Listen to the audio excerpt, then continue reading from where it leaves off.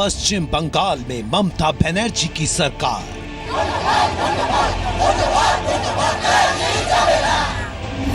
तमिलनाडु में जयललिता पर भरोसा बरकरार,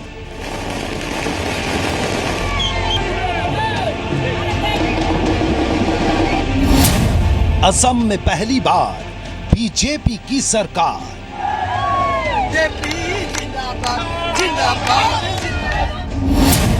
केरल में लेफ्ट गठबंधन की नैया पार, कमल की जीत और हाथ की हार। हम मां कामाक्षा को, पवित्र नदी ब्रह्मपुत्रा को श्रीमंत शंकर देव जी के चरणों में हम समर्पित करते हैं।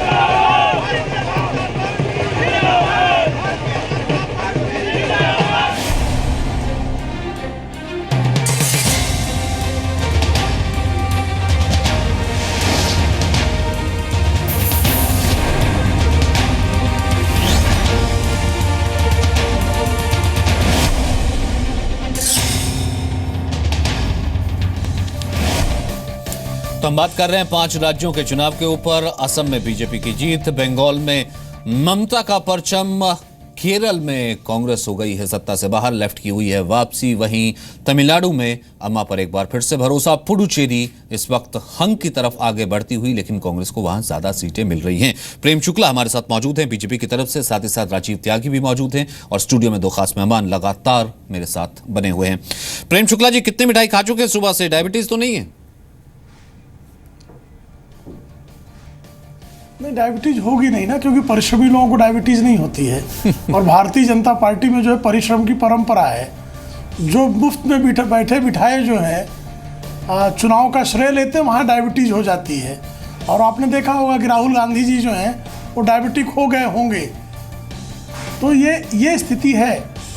भारतीय जनता पार्टी को श्रेय जीत मिलती है। तो अभी आपने देखा आदरणीय राम माधव जी ने जीत कामाख्या देवी को समर्पित किया, ब्रह्मपुत्र नदी को समर्पित किया, श्रीमंत शंकर देव जी को समर्पित किया। यहाँ तो जीत जो है राहुल गांधी को समर्पित होगी और हार जो है जनता के ऊपर माथे मर दी जाएगी। तो ये जो परंपरा है, ये परंपरा कांग्रेस की है। भारतीय जनता पार्टी कार्यकर्ताओं के परिश्रम के बल पर अपने आप को उठाती है। इसलिए भारतीय जनता पार्टी के लोग मिठाई भी खाएंगे तो उनको डायबिटीज होने की संभावना दूर दूर तक नहीं है। राजीव त्यागी जी, जिसका जिक्र मैं कर रहा था, वो सवाल प्रेम शुक्ला जी ने आपसे पूछ दिया कि जब मैं आपको एमसीडी और आला कमान का जिक्र कर रहा था। देखिए, प्रेम शुक्ला जी को बहुत बहुत बधाई। और उनको डायबिटीज़ नहीं है तो निश्चित रूप से मिठाई मैं भी भिजवा दूंगा इनके पास, और खाएं और खा करके प्रभु के गुण गाएं और कुछ विकास के कार्य करें आसाम में। इसके लिए मेरी तरफ से शुभकामनाएं। रही बात, मैं पहले ही स्पष्ट कर चुका हूं कि जब आप जीतते हैं तो कार्यकर्ता से लेकर शीर्ष नेतृत्व की भागीदारी होती है, हारते हैं तो निश्चित रूप से कार्यकर्ता से लेकर के शीर्ष नेतृत्व की भागीदारी होती है। लेकिन क्या 52 साल हम लोग बाग सत्ता में रहे, लोगों की सेवा करते रहे, तो उस वक्त भारतीय जनता पार्टी कहाँ थी, तब डायबिटीज़ किसे थी, ये भी देखने का विषय है। तब किसने किसको श्रेय दिया, ये भी देखने का विषय है। और ये भी विषय है कि लोगों ने इतना प्यार कांग्रेस को क्यों दिया। हाँ, ये भी विषय है कि लोगों ने कांग्रेस को हराया क्यों। तो निश्चित रूप से देखिए, एक सबसे महत्वपूर्ण चीज़ जो होती है जीवन में, समय काल होता है। और समय के आगे प्रत्येक व्यक्ति को, प्रत्येक संस्था को, प्रत्येक देश को, प्रत्येक ह्यूमन बीइंग को नतमस्तक रहना चाहिए। भारतीय जनता पार्टी शायद सोच रही है कि कुछ राज्यों में चुनाव जीत करके या 2014 में पूर्ण बहुमत की सरकार बना करके अहंकार में चले जाए, तो विनाश मूलम अहंकारस्य है। मेरी एक सलाह है इनको कि विनाश जो होता है वो अहंकार, कोई अहंकार नहीं कर रहा है, इसलिए कामाख्या देवी को समर्पित कर रहे हैं। हार की हार स्वीकार करते हैं।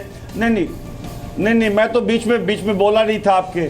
और कामाख्या देवी के जितने बड़े भक्त आप हैं, शायद उससे बड़ा भक्त मैं हूं। लेकिन मैं प्रचलन नहीं करता, मैं दिखाता नहीं कि मैं क्या धर्म मानता हूं, किस तरह से मानता हूं, किस तरह धर्म में अपनी पूजा करता हूं।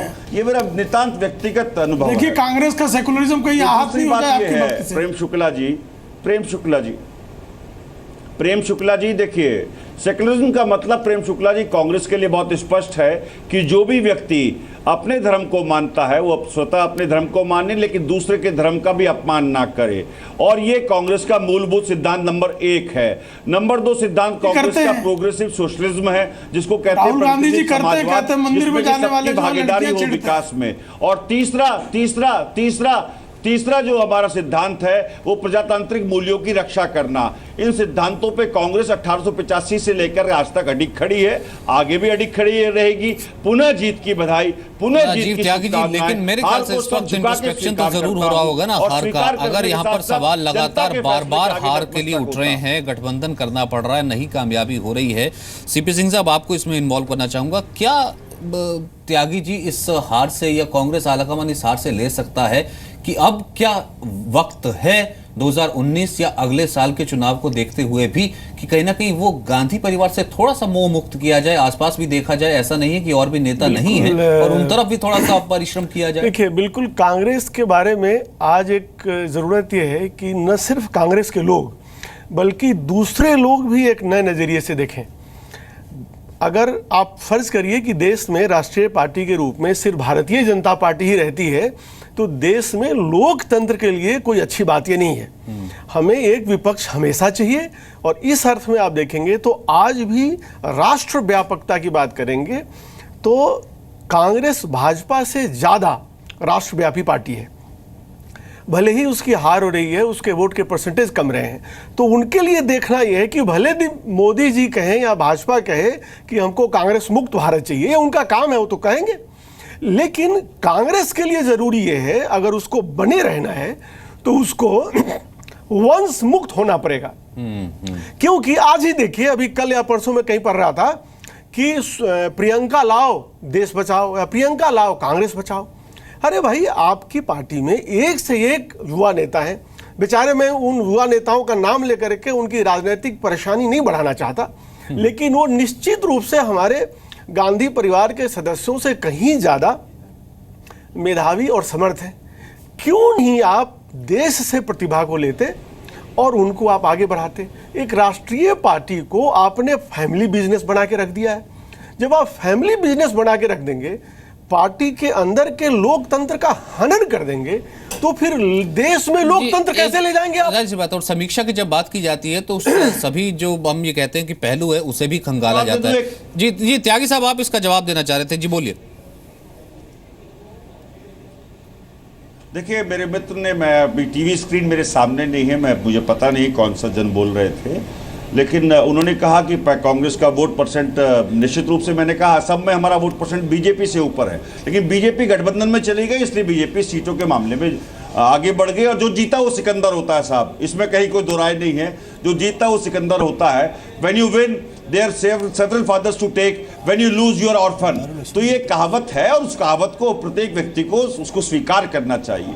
रही बात इसकी कि गांधी फैमिली के बारे में जो आपने बात कही है, ये भी अलोकतांत्रिक होगा, ये भी अप्रजातांत्रिक होगा यदि आप हमारे वर्कर्स का, हमारे लीडर्स का राइट को कुचलना चाहेंगे। यदि हमारे वर्कर कांग्रेस पार्टी की विचारधारा के लोग बाग, जो कांग्रेस पार्टी के पूरे देश के वर्कर हैं, वो चाहते हैं अगर गांधी फैमिली लीड करे तो उसको किसी और को इससे पीड़ा नहीं होनी चाहिए। कोई चुनाव हुआ है, कोई चुनाव हुआ है, कोई इलेक्ट होकर के आया है, तब तो कोई बात, देश की सेवा की है, मतलब कोई बात, ये आप रिट्रोस्पेक्शन तो रख सकते हैं, इंट्रोस्पेक्शन तो रख सकते हैं कि देखिए एक तरफ राहुल गांधी भी हैं, दूसरी तरफ ज्योतिरादित्य सिंधिया भी हैं, या यहाँ पर गौरव गोगोई भी हैं, और भी तमाम आपकी जो यंग लीग है, सब नेता खड़े हैं, इकट्ठे बैठ करके विचार कीजिए, आगे बढ़िए, हो सकता है बेहतर रिजल्ट आए। इस पर तो विचार हो सकता है ना सर? जवाब दे दूं मैं इसका? मैं जवाब देता हूं इसका। देखिए, बहुत स्पष्ट है कि चाहे कितने भी हमारे यंग लीडर्स हैं, अगर वो कहते हैं कि राहुल गांधी जी हमारा नेतृत्व करेंगे, देखिए ये जब परेशानी का समय आता है ना, जब आप पे विपत्ति आती है, तो निश्चित रूप से एक बहुत स्पष्ट मैं कह दूं कि दिनकर साहब ने कहा था कि वसुधा का नेता कौन हुआ, भूखंड विजेता कौन हुआ, अतुलित यशक्रेता कौन हुआ, जिसने न कभी आराम किया, विघ्नों में रहकर काम किया। ये विघ्न है, ये परेशानियां हैं। इन परेशानियों में कांग्रेस पार्टी के वर्कर से लेकर नेता विचलित नहीं होंगे। हम लोग बाग निश्चित रूप से आत्मावलोकन करेंगे, आत्मनिरीक्षण करेंगे, चिंतन करेंगे कैसे हम लोगों की और सेवा कर पाएं, कैसे हम लोगों को अपने आप में और बेहतर कर पाएं, कि जिससे लोग बाग समझे कि कांग्रेस की नीतियां ही देश को बेहतर रास्ते पे ले आ सकती हैं। आज सवाल यह है कि भारतीय जनता पार्टी असम में जीती है, पुणे बधाई, लेकिन यह भी सवाल है कि हम बंगाल में करीब करीब 19 सीटों पे हैं, तमिलनाडु में हम 5 सीट पे थे, 47 साल से हम लोगों का शासन नहीं था। हम रोज अनवरत प्रक्रिया में प्रयास कर रहे हैं, भारतीय जनता पार्टी भी प्रयास कर रही है। राजीव त्यागी जी, केवल संतोष से कहां काम बनेगा? जो देश की सबसे बड़ी पार्टी, इतना वक्त आपने राज किया, आंखें बंद करने से भी तो बात नहीं होती ना। आज जो वहां के जो लोकल रीजनल पार्ट्स है उन तक से आपको हाथ मिलाना पड़ रहा है, वो आपको पे ऑफ नहीं कर पा रहा है। आगे यूपी का चुनाव खड़ा है, तो वो सब जवाब देता हूं इसका, वो सब लीक तो है ही है, तो उसे कैसे नजरअंदाज कर देंगे सिर्फ ये कह के कि नहीं सिर्फ जनता की पुकार है? हार तो हो रही है, उसे तो स्वीकारना पड़ेगा आपको। मैं आपकी तारीफ करता हूं और अपने उन सभी सरस्वती पुत्रों की तारीफ करता हूं जो वाकई में चाहते हैं कांग्रेस मजबूत रहे। जैसे कि मेरे पूर्व वक्ता ने भी कहा था कि कमजोर कांग्रेस भी गलत है, कि कमजोर विपक्ष भी गलत है। ये मुझे बड़ा अच्छा लगा कि आप लोग कांग्रेस के शुभचिंतक हैं, चाहते कांग्रेस मजबूत हो। लेकिन कभी कभी ऐसा होता है जीवन में, जीवन काल में, प्रत्येक व्यक्ति के जीवन काल में, प्रत्येक संस्था के, देश के जीवन काल में ऐसी परिस्थितियां आती हैं कि समय के आगे आपको नतमस्तक होना पड़ता है। तो समय के आगे नतमस्तक है। नीति और नियत कांग्रेस की आज भी बेहतर है, नियति शायद हमारे पक्ष में नहीं है, और नियति के आगे हमेशा नतमस्तक रहा जाता है, उसे चैलेंज नहीं किया जाता।